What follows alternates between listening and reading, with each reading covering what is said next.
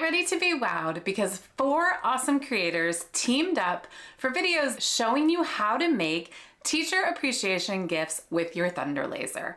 It's Teacher Appreciation Week, and we thought this might inspire you to make something with your laser, especially if you forgot it's Teacher Appreciation Week. And the only requirement was choose something to make on your own. I'm Katie, and this is Things Katie Makes. I've teamed up with Robert from Computer Creations, Jay from Malone Custom Designs, and Sally from Simply Sally, who are all Thunder Laser owners. We thought it would be fun to get together and just have the prompt teacher gift to see what would everyone come up with. We all have different styles, and that's one of my favorite things about the laser community is getting to see what everyone else does and being inspired to try different and new things.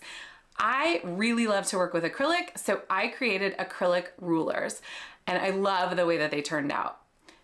Pretty cool, right? They look really expensive, and they're something that your teachers might actually be able to use. I'm going to show you how I designed these rulers in Illustrator using a really cool online tool to get the ruler markings. If you want to see the other projects, you're going to head down to my description and you will see the links to their videos as well. Now, what these guys don't know is that I think that they've all taught me something too. So I wanted to celebrate them, and I made rulers for all of them, which you can see if you wait till the end of the video. So what do you need for this project? All you need for this project is a piece of clear acrylic. I still have the paper masking on this, and I'll show you why. And then you're gonna need some spray paint.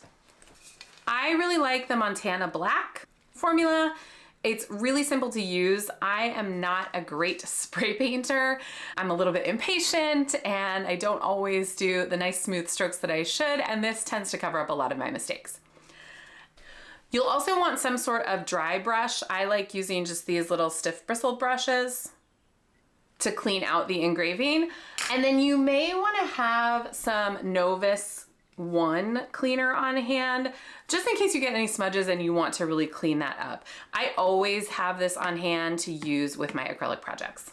Really, that's all you need. But if you want to make it a little bit more finished and you want the engraving to stand out, you can either grab a paint pen or you can use white spray paint, and then you can seal the paint with your sealant of choice. I'm using for mine Crystal at Grande Finale, which is a non-toxic top coat.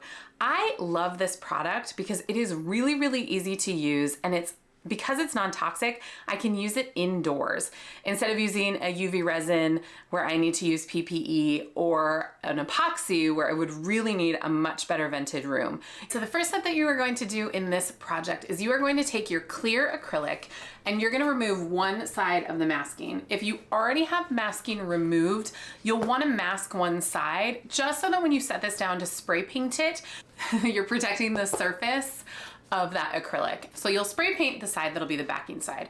What you need to remember when you're doing this is if you want to do an ombre style where you want the colors to overlap, how you lay the colors down is how they're going to be visible through the ruler. If you lay down a really broad portion of this pink and then you want the orange to overlay it, that won't show through. So you really need to be mindful of how you're laying down your colors on your acrylic.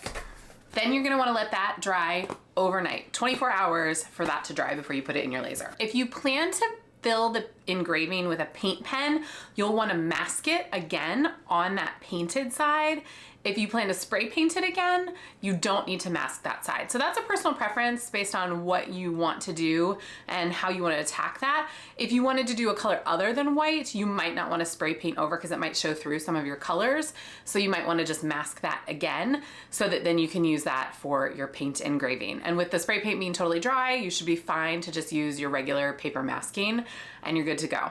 So now I'm going to show you in Illustrator and LightBurn how we create this design for the ruler, and then I will show you the finishing touches. Great. So we are going to make this ruler from scratch. There are a whole bunch of different files that you can find out there, but I wanted to show you this cool little tool on the internet that you can generate a ruler file. So this makes it really easy to get a ruler of whatever size you need. Yes, you could obviously do this in the design program of your choice without a whole lot of effort, but this is significantly faster. So I wanted to show it to you. So this is called the vector ruler generator. We are going to make this start from 0 and be 12 inches long with a height of 0.5. And that is the height of the line segment. So if you went back to 1.5, which is the default, you get a lot longer lines. I don't really want these to take up very much room. And I know I want my ruler to only be 2 inches. So I need to go ahead and grab that. Now, the next thing that I want to check is, yes, I want 1/8 inch markings, and I want those to be 5 for the smaller tick length on there as well. Now, I know that I am going to download this for Adobe Illustrator, so I want to download this at 72 ppi. If you are not using this in Illustrator, you can download it for 96 ppi, but for Illustrator, it needs to be downloaded that way. I'm going to go ahead and download that ruler. And you can see in my downloads that it is my paper export 7. So that's what I'm going to look for in my downloads. Or I can go here and just show it in my Finder. So then I will have it ready to go. Next, we're going to head over to Illustrator and we are going to open that file that we just created. And then we will just double check that this looks like it is correct at our 12 inches. Great. So that imported correctly. So now I'm just going to grab all of this. I am going to group it, which is Command G on the keyboard in the Mac. And I'm going to copy that over to my new document that is sized for my Thunder. All right. Now I want to create the outline box. I know I want this to be just slightly larger than my ruler. So I'm just going to make that with no fill and a stroke. And then I'm going to transform the size to be 12.2 inches and 2 inches height.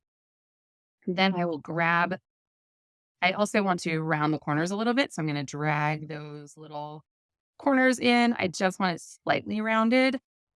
Now I'm going to pick this up and I'm going to grab these 2 items and I'm going to align their centers. And then I'm going to align them to the top so that those lines come right off of the top.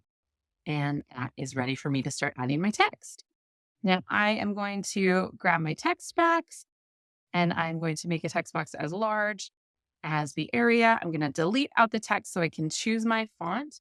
And I'm going to use this font called Enslaya. I think is probably how you say that. I'm going to start about 80 points just to see if that works.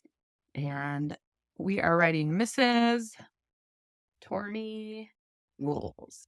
Now, I grabbed this. I like this font quite a bit because of the way that the letters change as you type. So you can see that it's grabbing different combinations of glyphs for different combinations of letters. So it actually really thinks about how the letters work together. So an O into an R versus an O into another letter. And I really like that about this font. I realized I missed a period, so I'll put that in. And this size actually looks pretty good. I can get it from top to bottom without it bumping into any of the lines. And so now I just want to center that. So I'm going to grab everything in Illustrator and I'm going to click the outside because I want to center everything to that. And now that is centered. Now that that's ready to go, I'm going to go ahead and create my outlines.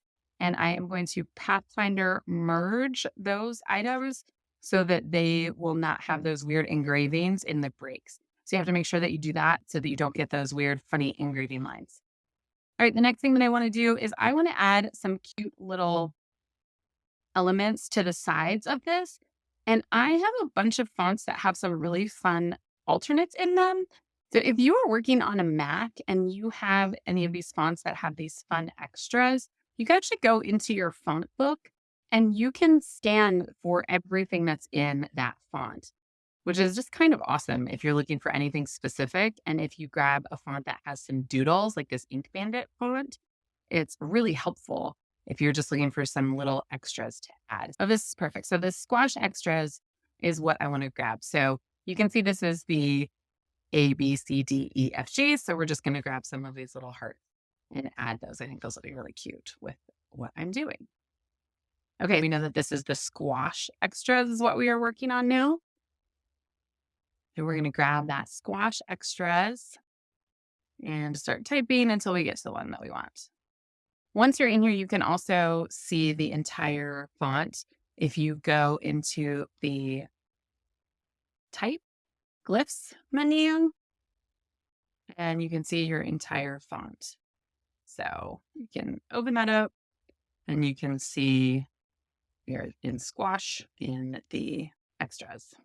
And that will show you all those. So you can just actually click the one that you want.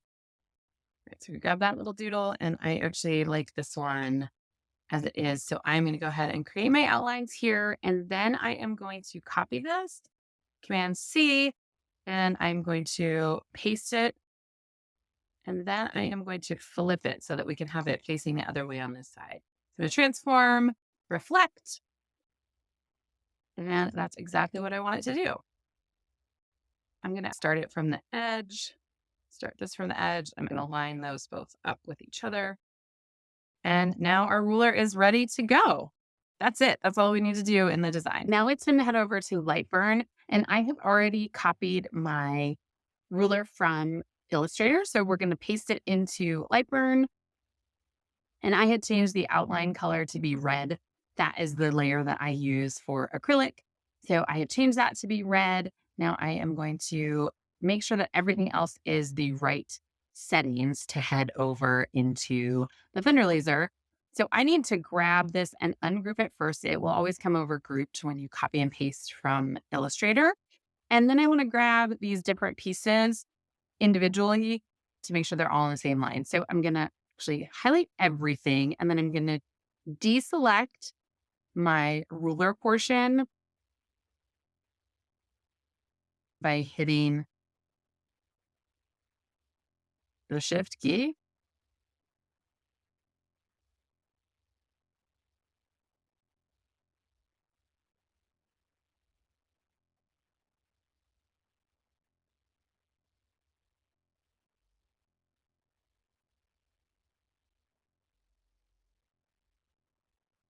All right, so I grouped this bottom portion together. Now I can select all of that, and I'm going to put this on my layer 16, which is where I have set my settings for my acrylic engravings. Then I'm going to go grab all of these different pieces for the top. I'm going to make sure that I don't select the entire ruler portion so that I can now group those together. And then I will also put those on my layer 16. So that looks good. It looks like I only have those 2 layers. I want to make sure that my cut goes second. So I'm going to use the arrow key to move that below.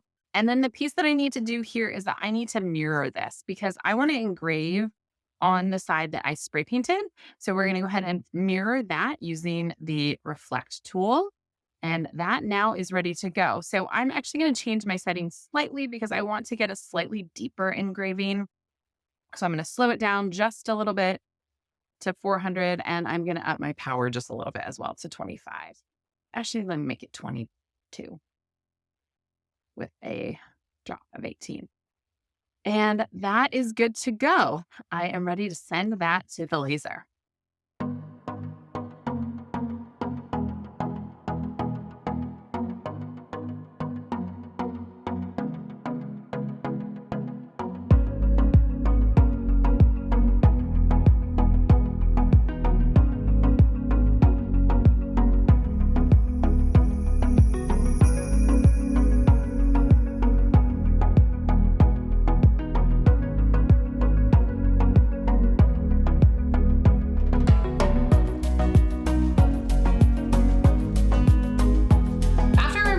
From the laser, all I really need to do is to just clean out that engraving with my dry brush, and then I can decide whether I want to add a layer of spray paint or fill in the paint.